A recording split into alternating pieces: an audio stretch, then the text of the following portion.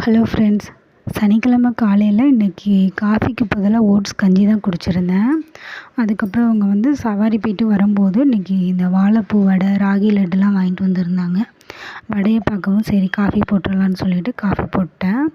அவங்களுக்கு கொஞ்சம் பழைய சாதம் இருந்தது. அப்புறம் நைட்டு செஞ்ச ராகி சப்பாத்தி, அப்புறம் குருமா எல்லாமே இருந்தது. அதெல்லாம் எடுத்து வச்சு கொடுத்துட்டேன். நேற்று வச்சுருந்த சாம்பார் கொஞ்சம் மிச்சம் இருந்தது. இதுவே மதியத்துக்கு போதும் அப்படின்னு சொல்லிட்டு வச்சாச்சு. கொஞ்சம் இன்றைக்கி வெஜிடபிள்ஸ் எல்லாம் கொஞ்சம் வாங்கிட்டு வந்துடலான்னு வாங்கிட்டு வந்திருக்கேன்.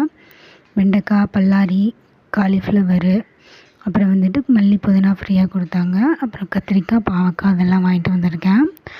மதியம் லஞ்சுக்கு இன்றைக்கி நேற்று வச்சுருந்த குழம்பு இருந்தது. அதனால் இன்றைக்கி காலிஃப்ளவர் வாங்கிட்டு வந்திருந்தது கொஞ்சம் சுமாராக தான் இருந்தது.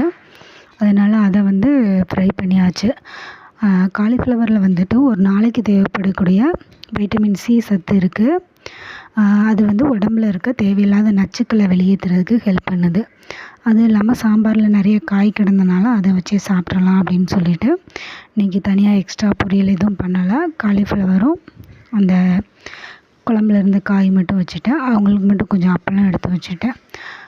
நைட்டு டின்னருக்கு தோசை தான் ஊற்றியிருந்தேன். அப்புறம் இந்த முருங்கைக்கீரை பொடி, கொள்ளி இட்லி பொடி வச்சு இன்றைக்கி டின்னர் முடிச்சாச்சு. தேங்க்யூ ஃப்ரெண்ட்ஸ், பாய்.